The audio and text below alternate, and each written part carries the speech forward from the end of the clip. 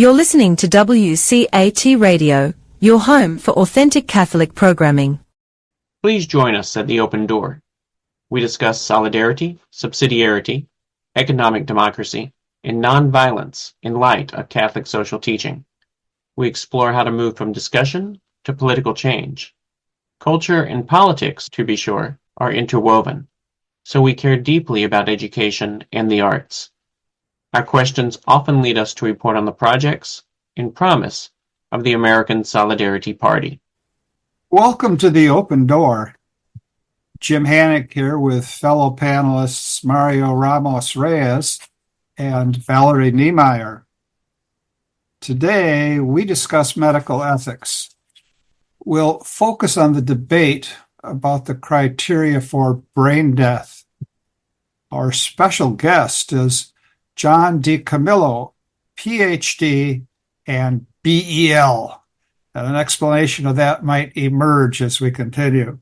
At any rate, he is an ethicist and the Personal Consultations Director at the National Catholic Bioethics Center. He manages its 24/7, oh my gosh, it's 24/7 free ethics consultation service, as well as the Personal Consultations Fellows and Interns program. What does he do? He applies Catholic moral theology to science and medicine through research, writing, speaking, and fielding hundreds of ethics questions every year. His areas of concentration include cooperation with evil, sexual orientation and gender identity, reproductive technologies, and pregnancy consultation. We have a lot ahead of us, so let's, as we always do, begin in prayer. Come, Holy Spirit, fill the hearts of your faithful and kindle in them the fire of your love.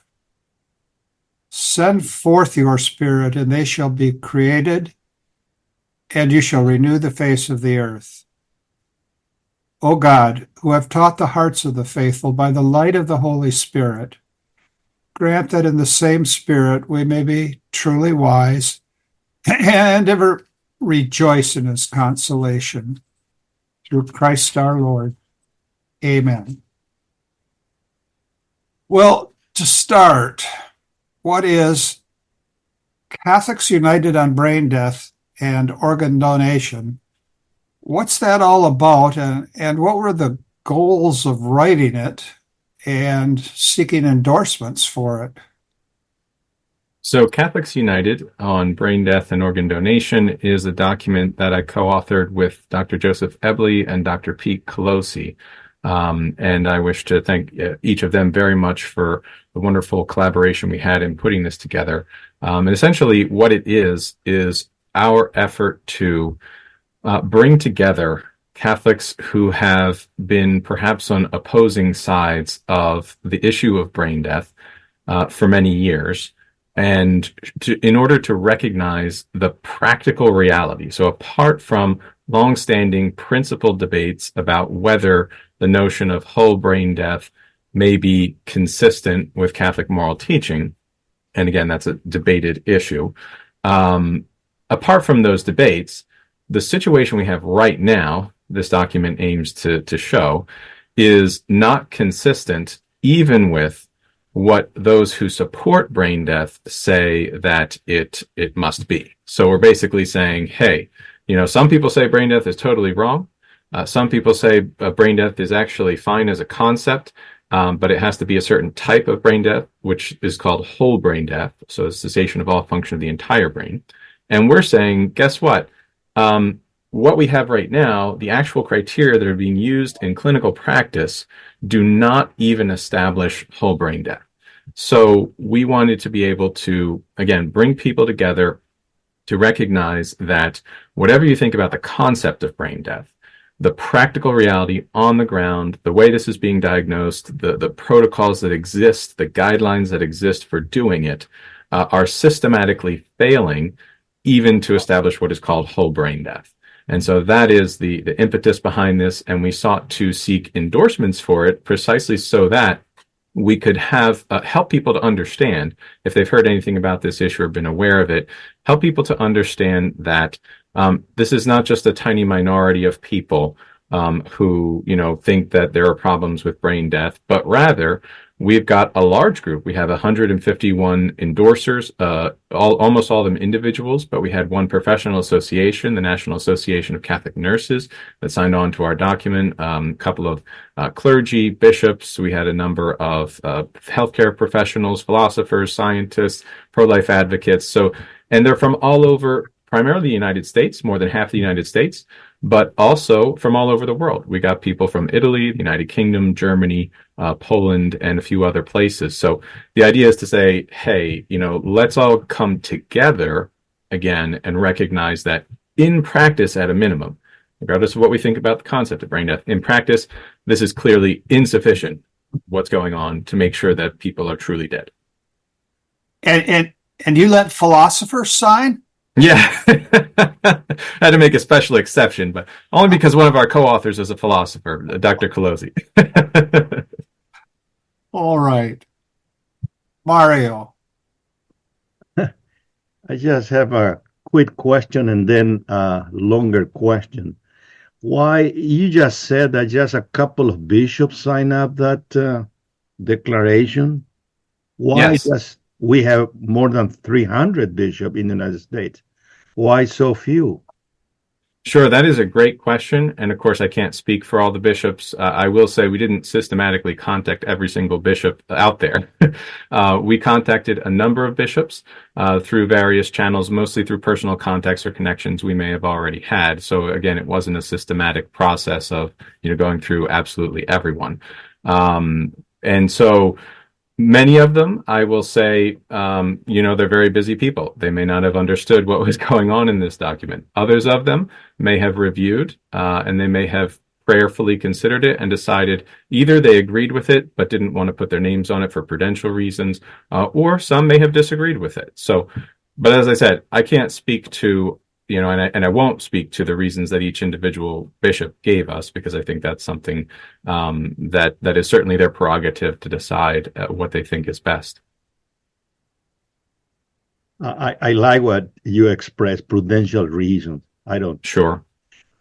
Okay. Oh, we philosophers, we don't have prudential reasons. That's right.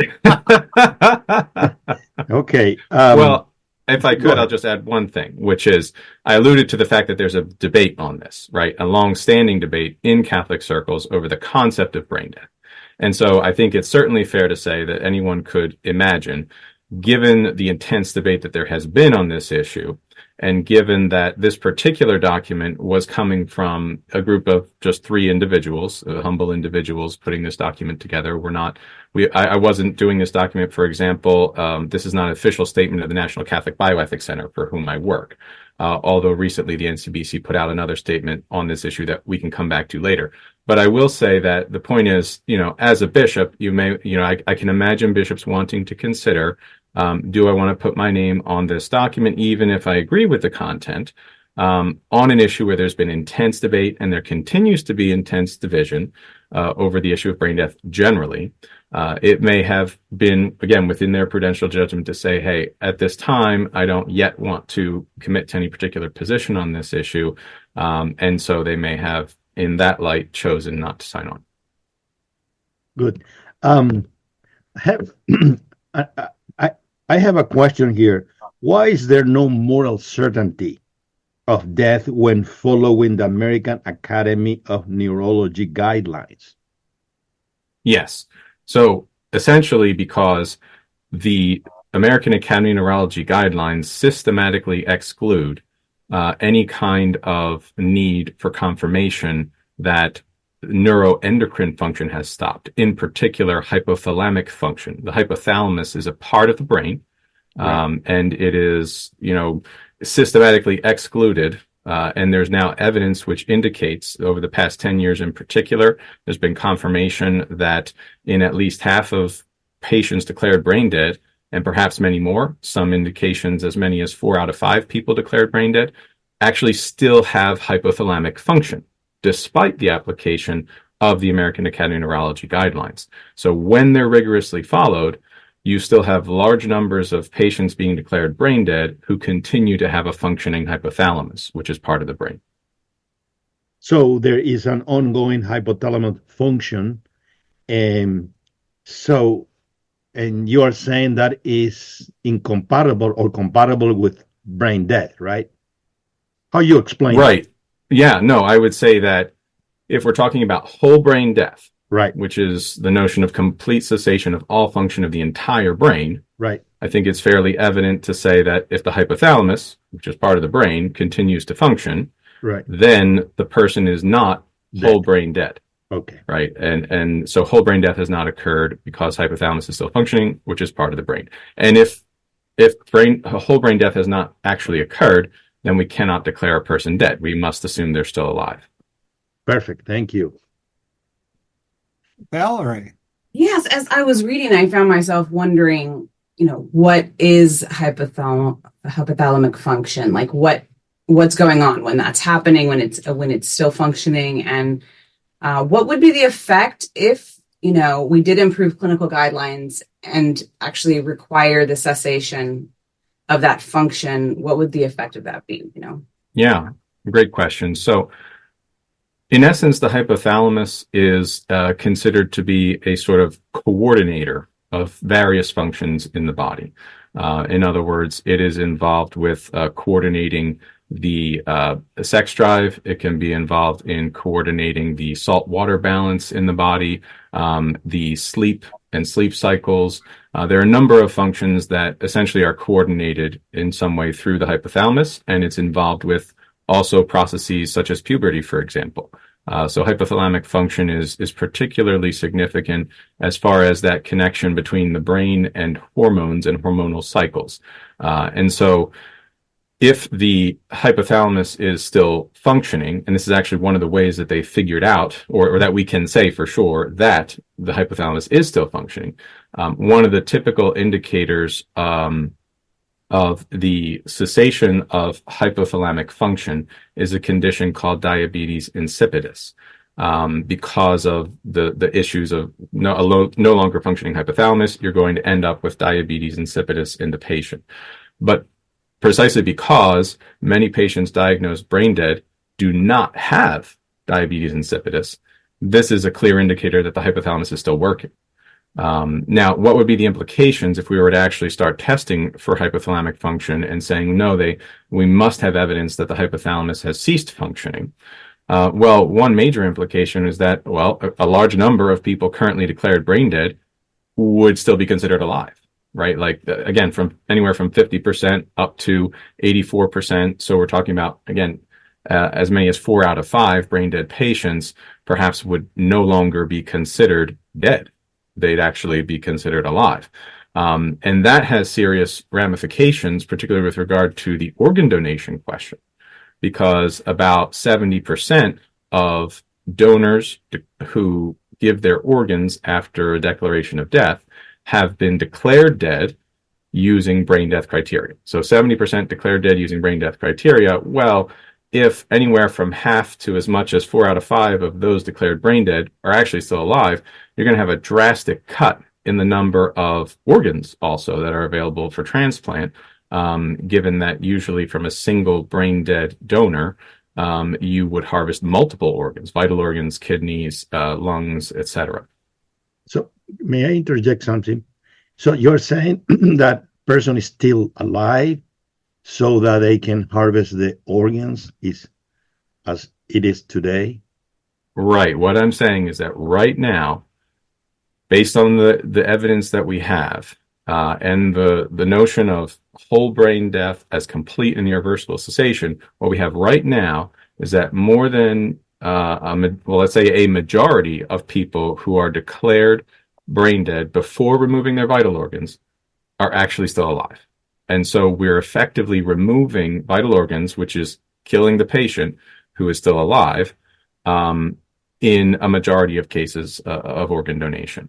So that is the current reality based on the information we have right now. Again, and I would say this is only considering hypothalamic function, right? So because our statement was intended to try to bring unity, when we're talking about the limits and the problems with the current practice of brain death, we hyper-focused on just one question, which was hypothalamic function, because it's so clear and so obvious. All right, and we figured this is the one thing everybody should be able to see and agree is actually a problem right now. There are other issues with the practice as well. So again, we may be looking at even more than that 4 out of 5 people declared brain dead who are actually still alive. Or, if we look at other aspects of the brain death diagnosis and how there can be issues, like there's a condition called global ischemic penumbra, or a situation where essentially you can be hiding, or it looks like a person is brain dead due to swelling in the brain that may be cutting off a certain amount of circulation to the brain. And this may be hiding the fact that actually there's still a minimal level of function, which if you reduce the swelling in the brain and allowed some blood flow to come back, or more blood flow, I should say, right, then the person may actually resume consciousness, may actually be able to recover from so-called brain death. But this is not something we speak to in the document, right? Just to clarify, because there are other discussions around those that need to happen, but this is something else that has been documented as a problem, which is distinct from the hypothalamic function issue. Thank you for clarifying. With the existing standards, could we say that at least they're consistently applied? And given the discussions, is there reason to think that they might be strengthened? Good question. I think so. Point number one, are they consistently applied as far as the existing standards go? It's actually been documented again over about the past 10 years that they are not consistently applied. Even if a particular hospital or system is going to adopt something like the American Academy of Neurology guidelines, there's still the issue of how consistently are you applying that in practice. But the fact remains that these are guidelines. They're not a law in and of themselves. So it's not like every single hospital and every single healthcare provider around the country must follow the American Academy of Neurology guidelines. And in fact, there have been a number of surveys done of neurologists over the past 10 years in particular, both in the United States and even worldwide, which have repeatedly confirmed that actually the existing practice is inconsistent. And, a number of neurologists applying these guidelines may be doing less than what those guidelines require. And so, there was a big problem already known of inconsistency in applying the existing guidelines. That was actually part of the impetus for a recent effort to try to change what's called the Uniform Determination of Death Act from 1981, which set out this definition of brain death as irreversible cessation of all function of the entire brain. There was an effort to try to revise that so that it would essentially, let's say, in essence, it would require the following of the American Academy of Neurology guidelines. I'm not going to get into the details, but let's just say the goal was we need more consistency.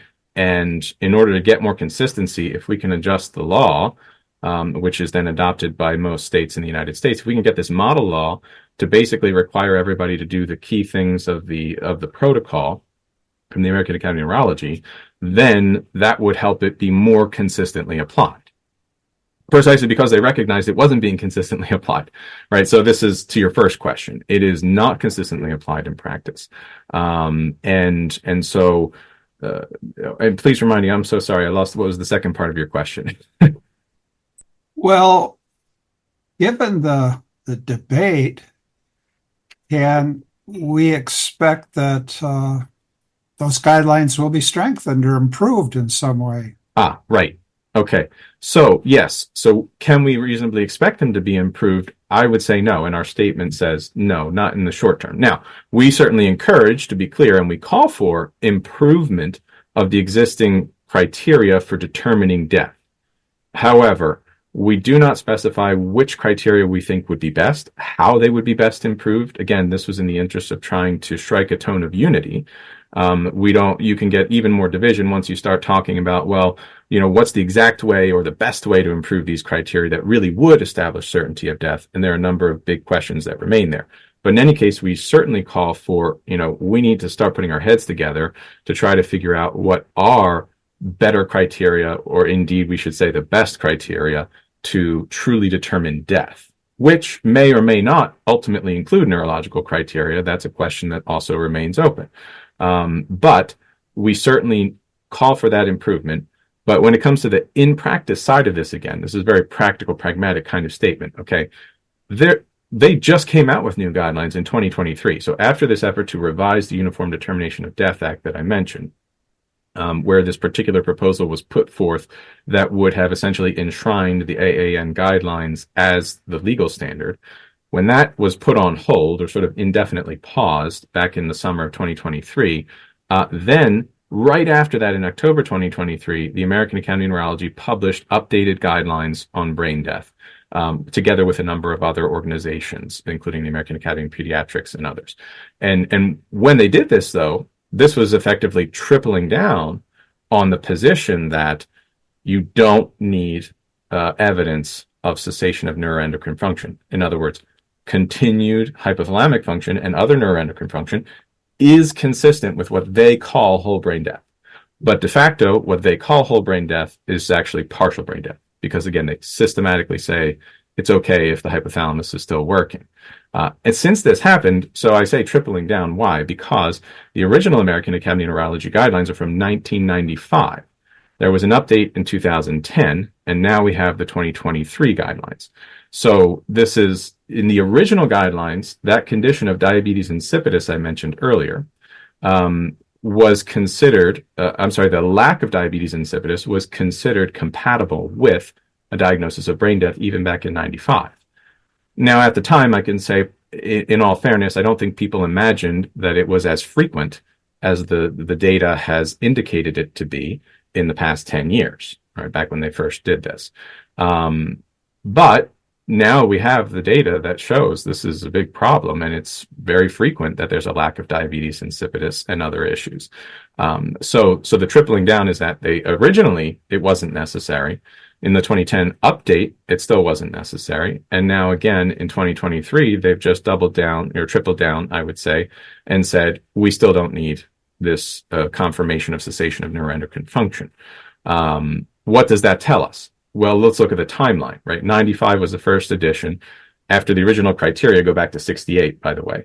So 1968 to 1995, 1995 to 2010, 2010 to 2023. When do we think the next update to these guidelines is realistically going to happen? And what indication do we have of what the American Academy of Neurology wants? I mean, they just heard all sorts of complaints and concerns about this issue of neuroendocrine function in the discussions around revising the UDDA. And yet they came right out and said, sorry, we don't need it.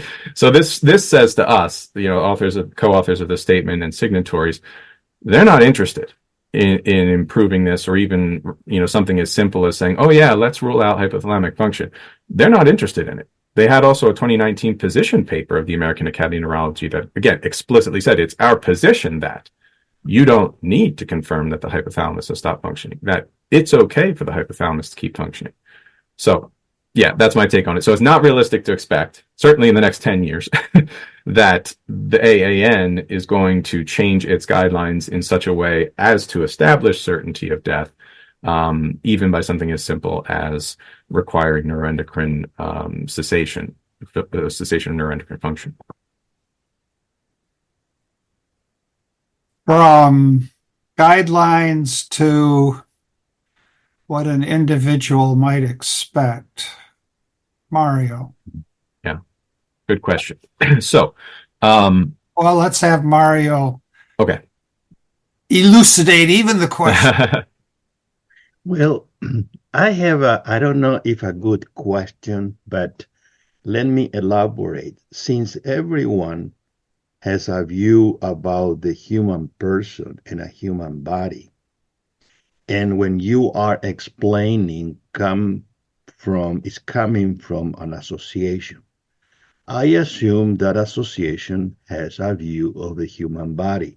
that is prior to the examination and explanation of that human body. In other words, we are not neutral in our view of what a human body is. So for me, as a quote-unquote philosopher, I may have a view of the human body which is different from perhaps the American Association of Neurologists. So my question is, since they have been changing and they explain the physiological function, the hypothalamus and all that, my question is there any view, any anthropology, any philosophical anthropology behind this view, whether it's naturalism or whatever the case, which is different from what we may have as a member of the Catholic tradition? Very good question. And of course, I think obviously the short answer is that there's always some kind of philosophical anthropology behind it, whether the person or association is aware of it or not, or explicitly names it or not. Right. And so I would say that it's clear from the approach of the American Academy of Neurology that they do not share a Christian philosophical anthropology, a view of the human person, understanding of the body-soul relationship. In fact, I think it's probably fair to say, and this also comes from some of the surveys they've done themselves about among neurologists about how they understand the criteria. I mean, most neurologists, if you ask them about the criteria and why they think they're okay, would not understand or even agree with the notion of whole brain death. Most of them have some concept that they understand and accept it as partial brain death, basically. And they view it as a functionality issue, like basically if a person's not capable of doing certain things, then that's an okay enough reason to consider them dead. And that actually, for us, from a philosophical standpoint and even from a theological standpoint, equates with a notion of categorizing people who are disabled, have a certain type of disability, exactly, as no longer human, as no longer persons with dignity. And so I would say, again, I don't think that any of them would say this explicitly, but the views that come out when you do the surveys and ask them about brain death issues and so forth essentially reflect this idea that once you descend below a certain level of functionality, you are no longer worthy of or considered to be a living human person anymore, and therefore you are as good as dead. And I think that is fundamentally problematic and inconsistent with our philosophical and theological anthropology. We absolutely, when we look at that body-soul unity, we need to be able to be certain that the soul, the life principle of the person, has in fact left the body in order to consider this person dead.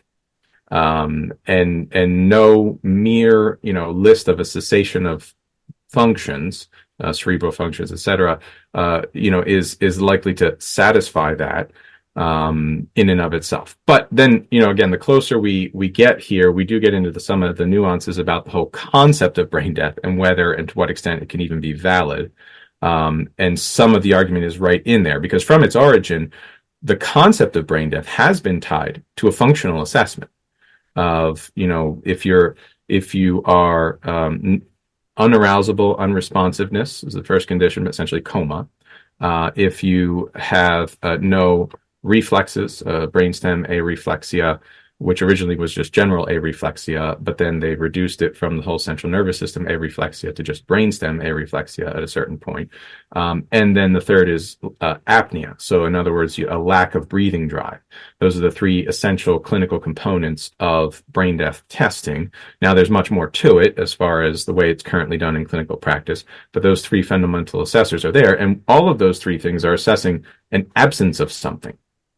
None of them are testing for the presence of something, like when it used to be the more traditional criteria. You could, of course, see when a person's heartbeat stopped, lack of this would be circulatory criteria, cardiopulmonary criteria. They're no longer breathing and their heartbeat has stopped. But then you would have other indicators in a calmer time frame where there wasn't a rush to intervene to take organs. In a longer time frame, you could see after 20 minutes, you'd have conditions like pallor mortis, You would have, which is, being the corpse being pale, livor mortis, where the blood starts to pool underneath. These are actually not just the absence of something, but now the presence of something that you can detect that wasn't there before, right? The pallor, the pooling of blood, rigor mortis, of course, is the most famous one most people have heard, right? When the body becomes stiff. These are all new things that happen that we can positively confirm, as opposed to simply saying this person can't do X, Y, or Z. They can't interact with their environment. They can't, react with a reflex, or they can't breathe spontaneously on their own. Those are all lack of functions. But anyway, I don't want to go deeper into the concept, because the idea here with this statement, again, was just to say, look, whatever you think about that concept, and there are some serious questions we need to resolve there, the actual practice doesn't even do what proponents of brain death say it should do. Just a few comments. That remind me very vividly a book that I read precisely 1997, 1998.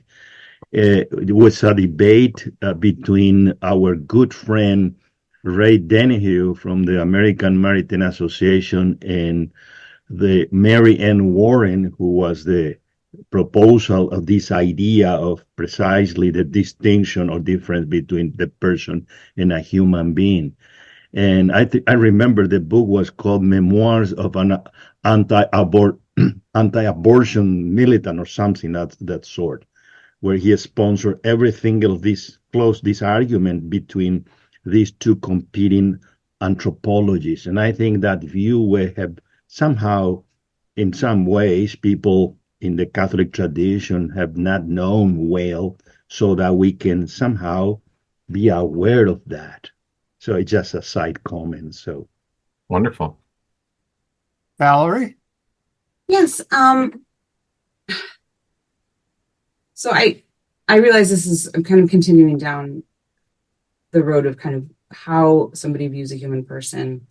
And I realize it's kind of outside of the scope of the document, so I don't want to go too far down this. But, when you say that somebody who approaches a relatively dysfunctional human body, right? Like somebody who approaches that as being, in a sense, already as good as dead, if you will, right? Because they can't function in certain ways. That's kind of a dehumanizing approach to the human person. And I think that's true to a point. What would you say, though, if somebody said, well, actually it's out of compassion, a sense of mercy, that consider it a work of mercy, that if this person is not going to revive to the point of any quality of life, that we think it's a more humanitarian thing to actually let them go, they would maybe suggest that it's an extraordinary care, an extraordinary level of care that's not called for in this situation where there's this hypothalamic function, for example, but everything else indicates that this person is on their way out, and it would be extraordinary. How would you respond to somebody making that statement? That's actually an excellent question, because it raises the very important distinction between brain death, in essence, as criteria used to assess, to determine or declare death before an organ transplant, versus the question of declining extraordinary means of care.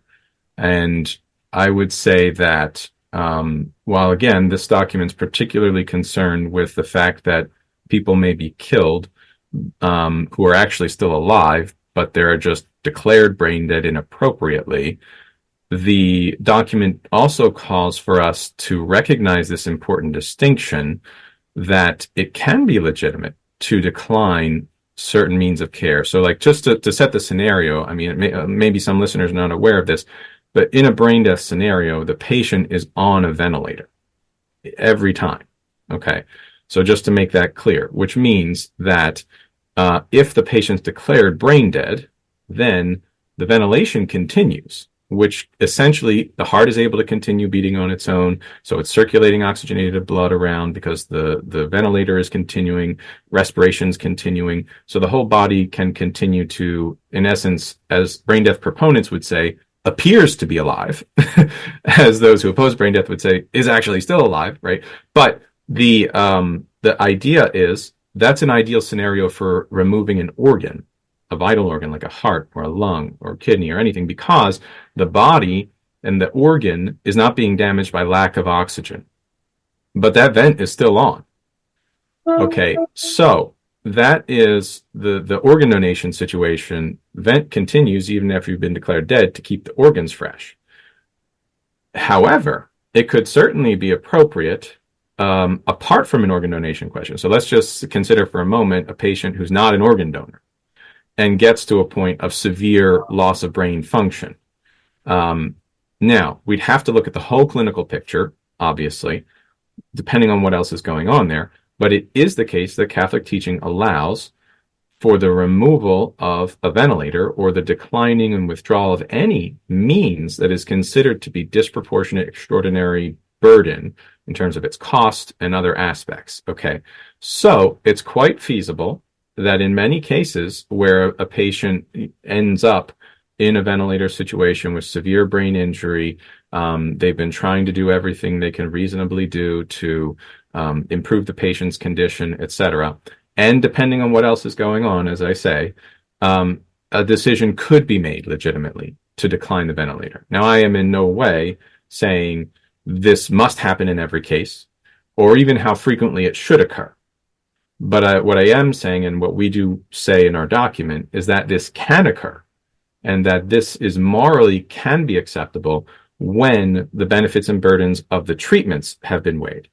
And so I'll just add the caveat there as well, since we're talking about it, that it's the question is always around the benefits of the intervention and the burdens of the intervention, not around the burdens of the life of the person. So these, what we call quality of life assessments are often made where, someone would say, well, this is just a really bad quality of life. If that's the only reason, then that is a problem. But if you're actually looking at, let's say the costs of continued care maybe are disproportionately high to continue, that can also be a valid reason for declining that means at a certain point. So again, I don't want to, commit to any particular decision because these are all case specific, but it is very important to understand as Catholics, we can decline means that have become extraordinary when they don't offer sufficient hope of benefit and they cause an excessive burden. And that is different from the notion of brain death before an organ removal, where you could decline the ventilator, turn off the ventilator in the extraordinary care situation without organ donation, and then the patient would almost certainly die, although there are exceptions to that. Sometimes patients may continue unexpectedly to breathe on their own, etc., once the vent is removed, which actually reminds me that sometimes that's happened in brain death cases before organ transplant, which is, of course, quite horrendous, but that's another matter too.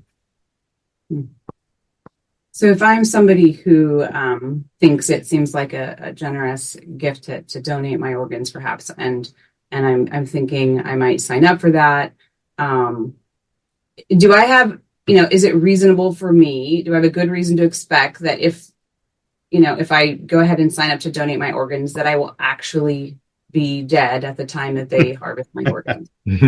No. Yeah, I think the short answer is there's really no reasonable expectation that you'll actually be dead at the time of organ removal. And this is what we speak to in Catholics United. Just looking at the statistics, again, 70% of donors are declared dead using brain dead criteria. Of those, if let's say 50 to 85% are actually still alive just based on hypothalamic function, and maybe even more, well, a majority of organ donors just based on hypothalamic function are actually going to still be alive. And this isn't even considering the other 30% of organ donors that are declared dead using the circulatory criteria or cardiac death. And again, this document systematically avoids that whole issue to try to hyper-focus and find a point of unity. But there are some serious questions and issues in that other 30% of donors as to whether you've truly died after a declaration of cardiac death or circulatory death.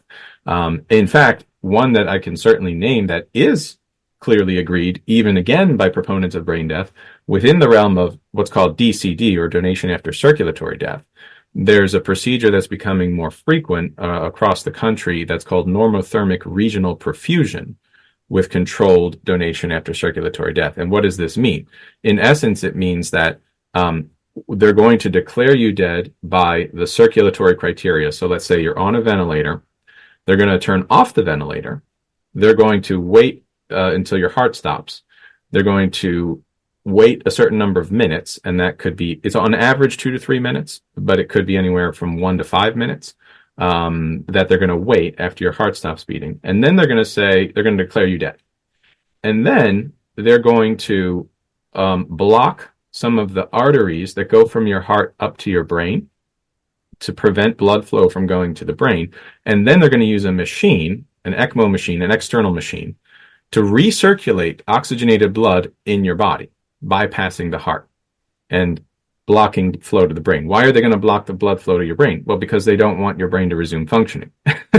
Okay, so those who support brain death, and the NCBC, the organization I work for, has for years actually been sounding the alarm bell on this particular procedure, because even if you do accept brain death, it's actually even very clear that this procedure is intended to cause brain death if it didn't happen already, because it's like you're deliberately going to block off the flow of any blood that could go to the brain as you recirculate oxygenated blood through the rest of the body in order to keep the organs fresh for an organ procurement. Now, I'm not saying this is that whole 30%, this is occurring, but certainly a growing portion of that remaining 30% is going to involve this procedure of normothermic regional perfusion after controlled donation after circulatory death. So there are issues over there, and that's, to not even address the question of, does waiting even a full 5 minutes ensure that this is the irreversible cessation of all function of the entire brain, which is the brain death criteria, and does waiting a full 5 minutes also ensure that your heart has irreversibly stopped, which is the other part of the UDDA, which says that a declaration of death can be made either by the circulatory or the neurological criteria. And the circulatory criteria means the irreversible cessation of the function of the circulatory system. But we have cases where people have certainly been resuscitated by intervention after 5 minutes, right? And there is even documentation of auto-resuscitation in some cases after 5 minutes too, meaning that people spontaneously revive after 5 minutes. And if someone can spontaneously, recommence circulation after a 5 minute period, but we're saying we're going to wait 5 minutes for irreversible cessation of circulatory function, that doesn't sound sufficient, right? So there are some big questions that remain open there as well. Catholics United doesn't speak to them, but that's definitely of interest and concern to anyone, I think. I feel compelled to mention that my cousin's wife in her 30s had a routine surgery on the table. There was I believe some air that due to a procedure that they didn't follow got into her bloodstream. Her heart stopped. She was on the table because he wasn't present to make a decision. They were keeping her heart pumping for over 50 minutes. Her heart had stopped for over 50 minutes. And I spent the weekend with them 6 months ago. She cooked, and she's got 2 young kids. And I mean, it was a hard road to recovery, but she's living life and being a mom. And so I just have to mention that example. Well, praise God she survived. My goodness. Yeah, wow. Indeed. Yeah.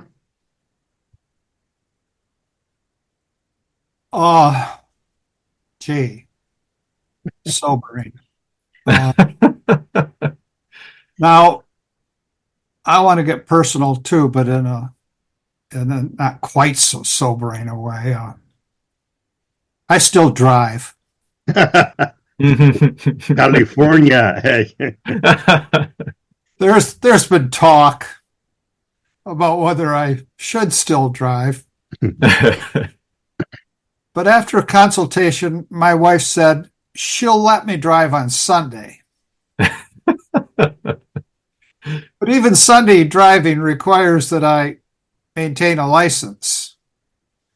Now, I remember back in the day when I first got my license. Even then, it was dicey. At any rate, I was tempted, and maybe I did. Can I even remember? To mark a little box that said I would be an organ donor Right. Suppose we turn to the youth of today. We do so always with regret, but suppose we turn to the youth of today and they're wondering about their driver's license and whether or not they should become organ donors. What should we say? I mean, one of my granddaughters is even now on the verge of buying a car.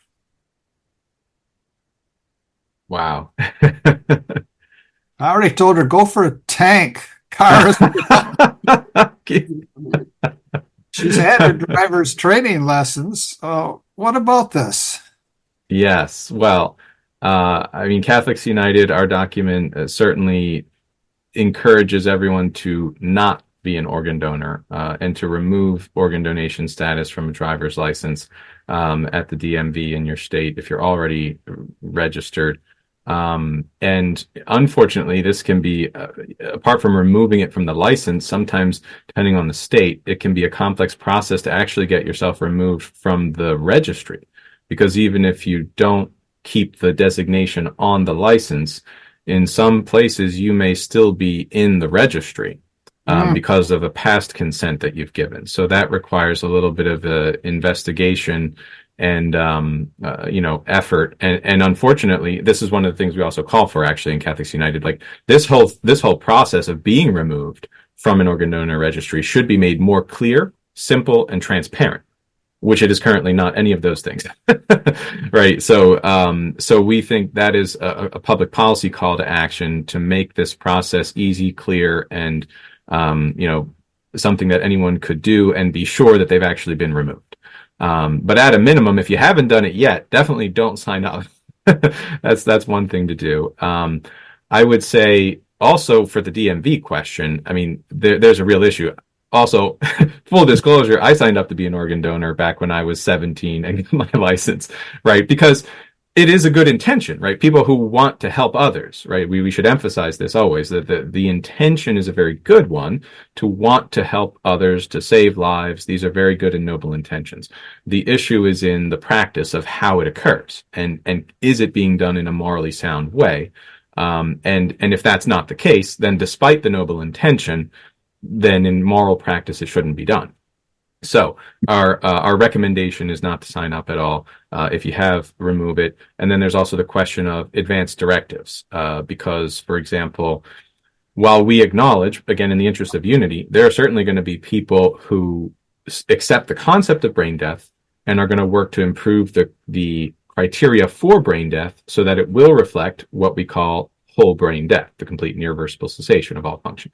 And so we certainly say in the document that if somebody is convinced of better criteria that they think will establish certainty of death, convinced in conscience that this is the case, maybe I'm thinking about neurologists in particular who are Catholic and who are, very convinced of this. And okay, if they want to specify criteria that they want followed, that's something you could do in an advance directive. Like you could say, I agree to donate my organs on the condition that these criteria are followed, which I specify.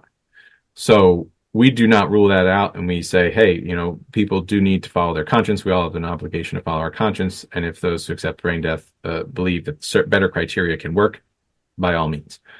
But that's not something the average person can do. That's not something that I could even do, right? I'm not a doctor. Like the level of detail you'd have to go or the kinds of testing you'd want to specify, it can get very much into the weeds. And how is the average person going to navigate this? So I think, again, from the pragmatic standpoint, our recommendation is for the average person, just don't sign up. And, don't donate your organs. In an advance directive, say no to your organ donation clearly and simply so that there won't be, any ambiguities that could also be potentially exploited by pressures from organ procurement organizations and others who may want to push your loved ones, right? Like if you haven't made a clear decision whether you're an organ donor or not, or if you've put certain caveats in there that aren't entirely clear, that's also an open door to pressures on family to try to agree to make you an organ donor. So there are just a number of other concerns that can arise there, which may be morally acceptable from the standpoint of a conscience, decision at this point, but which we don't recommend as a general rule. We recommend people simply say no for clarity and simplicity. There can be other forms of donation of tissues or bone, for example, where there's no rush to get bone tissue after death, for example, as there is with vital organs like the heart, lungs, etc. So one could also, if you wanted to go to that level in an advanced directive document, you could say, well, I don't want to donate these kind of organs, but I'm okay with bone donation or something. Of course, I still recommend doing a deeper dive into the kinds of abuses there may be and moral issues in practice that there may be in these other areas. But at a minimum, again, we say, hey, from the danger of being killed by this process is most real with the vital organs, obviously. Thank you. Mario. Well, what do you hope will happen next now that Catholic United has been published? Yes. So my number one hope is that we will begin to save lives because people will be aware of this issue who have not been aware of this issue. And as part of that, and as a corollary of that, I suppose, my hope is that we will begin to have greater discussion of this issue, as we are here today, greater discussion of this issue also among Catholics more broadly in the academic arena, in healthcare, especially Catholic healthcare providers, physicians, professionals, and others, and to really be able to engage with this, I think, in a new way that hasn't been done for decades, literally. So I think that this is one of my big hopes, is that attention can be drawn back to this issue, which in a certain sense has been somewhat dormant or at least pushed to the side for quite some time, given the sort of glaring practical problem that the current criteria, very consciously are only assessing partial brain death and not whole brain death. This seems to me a galvanizing opportunity for us to all come back together as Catholics and say, hey, let's take a really serious look at this again. And on that note, I'll mention, as I alluded to earlier, that the National Catholic Bioethics Center has put out an official statement on brain death just last week on April 11th, which raises the same kinds of concerns that Catholics United raises as far as the recent developments and what has happened. It does a great job, walking through all of those for particularly a more academic and organizational type audience, whereas Catholics United, we're hoping to reach everybody, essentially, including the person in the pew. The NCBC statement is very well done, very measured, but also very clear about the real issues with brain death as it stands today and the potentially serious implications for organ transplantation in general.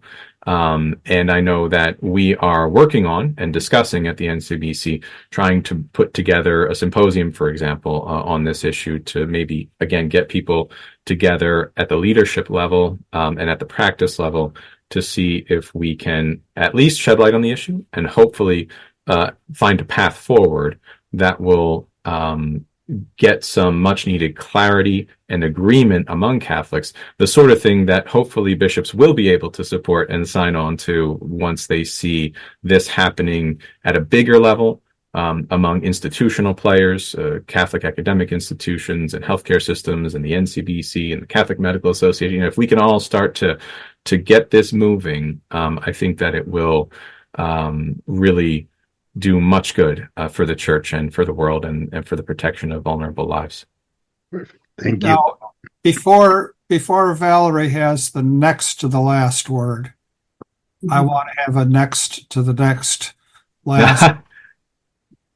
Well, what should I call it? My fellow panelists know what to call it. We always like to have an embarrassing pop quiz. Uh-oh. And we always like to have the pop quiz directed to the kind and thoughtful guest. Oh, no. I'm in trouble. Would you like to tell us now about the personal conversations you've had about this nest of incredibly important issues with your own pastor? How did that conversation go? With my own pastor in my local church, you mean? Yes. How did that conversation go? So we can use that as a model for the conversation. After almost every show, Mario and Valerie and I, we have a chat with our pastors about how they can best implement Right. what we've worked through. So Yes. how did that chat work with you? Well, I'm still working on it. Yes, that's very good. That's encouraging. Yes. In many cases, we're still working on scheduling that chat. All right, now enough of that embarrassing pop quiz. Val, next to the last word to you. I have a dear friend, one of my best friends in the whole world, who at night, her husband is a neurosurgeon, and she gets to hear him processing his day. And very often, his heart is in tension because of these realities that he's living with as a neurosurgeon, and the pressure around him at times to make these kinds of calls that he's not ready or willing to make. Is there a way that we can, that most of us can advocate for healthcare professionals to be able to conscientiously object? What would you recommend we do to help? Right. Great. Absolutely. Yes. Yeah. Catholics United calls for this too, for conscience protections for patients and for healthcare professionals as well, to be able to object, on the grounds that they do not believe that the existing criteria are adequate for determining death, and that from a moral and even potentially religious standpoint, from their conscience conviction. I mean, I have long supported the notion, which I believe is true in Catholic teaching, that our conscience, we are obliged to follow our conscience. We're obliged to form our conscience, and we're obliged to follow it as a matter of Catholic teaching. And so, I would say that there's a place for religious and moral objections for Catholic patients and healthcare professionals in an area such as this, where they believe that life is on the line and that they're being asked to do something which they believe may be contributing to the killing of a disabled, innocent person. I think that is something we can call for. So in a practical way, how could I put this? Okay, every state has laws about determination of death. And they usually we have federal legislation and we have state legislation regarding healthcare professionals and conscientious objection. So we should be looking for opportunities to promote and support any legislation that will strengthen conscientious objection opportunities for healthcare providers at that state level and at that federal level. And we should also be looking to the extent that this is feasible, although I think this is going to be a bigger picture issue, changing the state laws on determination of death so that if they do not already include it, they will include exemptions for religious and moral objections. Now they're due, like for example, the state of New Jersey is one famous example. While almost every state in the United States has adopted that UDDA model legislation about circulatory and neurological criteria, New Jersey does have a specific religious exemption for brain death, essentially. And this is actually why many people may be familiar with the case of Jahai McMath, the young girl back in 2013 who was declared brain dead in California and then ultimately ended up being taken to New Jersey, where she lived for another 4 years. And clearly was not brain dead, despite the attestations of multiple physicians, even in the court in California. And they were able to do that because of the religious exemption or objection to brain death. So if we can, that's a practical item that can easily be understood and encouraged and supported by anyone. Hey, let's get religious and moral objections to determination of death by neurological criteria into our state law. And in any case, let's strengthen those general conscientious objection legal opportunities for healthcare professionals who think that they're in conscience, they believe they're being asked to do something immoral. Thank you. As always, the last word, the first word, the gospel, and we end with the gospel for today. Jesus said to the crowds, "I am the bread of life. Whoever comes to me will never hunger, and whoever believes in me will never thirst. But I told you that although you have seen me, you do not believe. Everything that the Father gives me will come to me, and I will not reject anyone who comes to me, because I came down from heaven not to do my own will, but the will of the one who sent me. And this is the will of the one who sent me, that I should not lose anything of what he gave me, but that I should raise it on the last day. For this is the will of my Father, that everyone who sees the Son and believes in him may have eternal life, and I shall raise him on the last day. Come, Lord Jesus, come. Thank you so much. Thank you very much. Thank you. Hello, God's beloved. I'm Annabelle Mosley, author, professor of theology, and host of Then Sings My Soul and Destination Sainthood on WCAT Radio. I invite you to listen in and find inspiration along this sacred journey we're traveling together to make our lives a masterpiece and, with God's grace, become saints. Join me, Annabelle Mosley, for Then Sings My Soul and Destination Sainthood on WCAT Radio. God bless you. Remember, you're never alone. God is always with you.